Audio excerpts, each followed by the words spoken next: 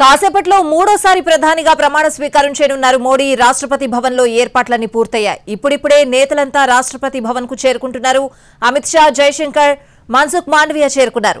పవన్ కళ్యాణ్, నాగబాబు కూడా వెళ్లారు. రాజ్యసభ సభ్యులు లక్ష్మణ్ కూడా అక్కడే ఉన్నారు. రాత్రి 7:15 రాష్ట్రపతి భవన్ లో నరేంద్ర మోడీ ప్రమాణం చేస్తారు. ఆయనతో పాటు మరికొందరితో మంత్రులుగా ప్రమాణం చేయిస్తారు రాష్ట్రపతి ద్రౌపది ముర్ము. ఇక ఇవాళ మొత్తం 65 మంది ప్రమాణ స్వీకారం చేసే అవకాశం ఉంది.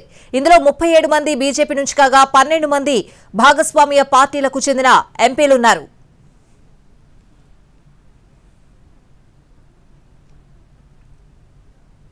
आगमन होगा। सूरज इतिहास होता है और कोई भी सभ्यता तभी కాసేపట్లో మూడోసారి ప్రధానిగా ప్రమాణ స్వీకారం చేయబోతున్నారు మోడీ. రాష్ట్రపతి భవన్ లో ఏర్పాట్లన్నీ కూడా పూర్తయ్యాయి. ఇప్పుడిప్పుడే నేతలంతా రాష్ట్రపతి భవన్ కు చేరుకుంటున్నారు. అమిత్ షా, జైశంకర్, మన్సుఖ్ మాండవీయ చేరుకున్నారు. పవన్ కళ్యాణ్, నాగబాబు కూడా వెళ్లారు. ఇక రాజ్యసభ సభ్యులు లక్ష్మణ్ కూడా అక్కడే ఉన్నారు. రాత్రి 7:15 రాష్ట్రపతి భవన్ లో నరేంద్ర మోడీ ప్రమాణం చేస్తారు.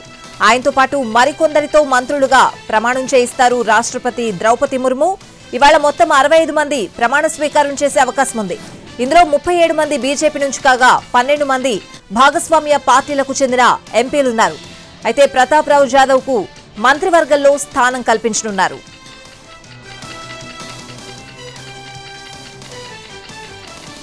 మోడీ ప్రమాణ స్వీకారానికి 7 దేశాల అధినేతలు హాజరు కానున్నారు. శ్రీలంక అధ్యక్షుడు రనిల్ విక్రమసింఘే, మాల్దీవ్స్ అధ్యక్షుడు మొయిజు, బంగ్లా ప్రధాని షేక్ హసీనా, నేపాల్ ప్రధాని పుష్పకమల్, మారిషస్ ప్రధాని ప్రవీణ్ కుమార్, భూటాన్ ప్రధాని హాజరు కానున్నారు. ఇక మోడీ మంత్రివర్గంలో ఏపీ నుంచి మొత్తం 3కి అవకాశం దక్కింది.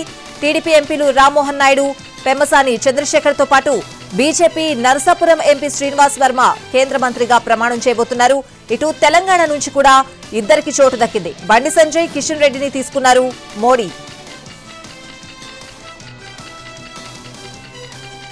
కేంద్ర మంత్రివర్గంలో కీలక శాఖలు తమ దగ్గరే పెట్టుకోనుంది బీజేపీ.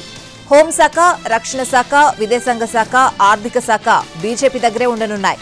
అమిత్ షా, రాజ్నాథ్, గడ్కరీ, పీయూష్ గోయల్, జ్యోతిరాదిత్య సింధియా, అశ్విని వైష్ణవ్, మన్సుఖ్ మాండవీయ, గజేంద్ర సింగ్ షెకావత్ ను మరోసారి కేంద్ర కేబినెట్ లోకి తీసుకోనున్నారు.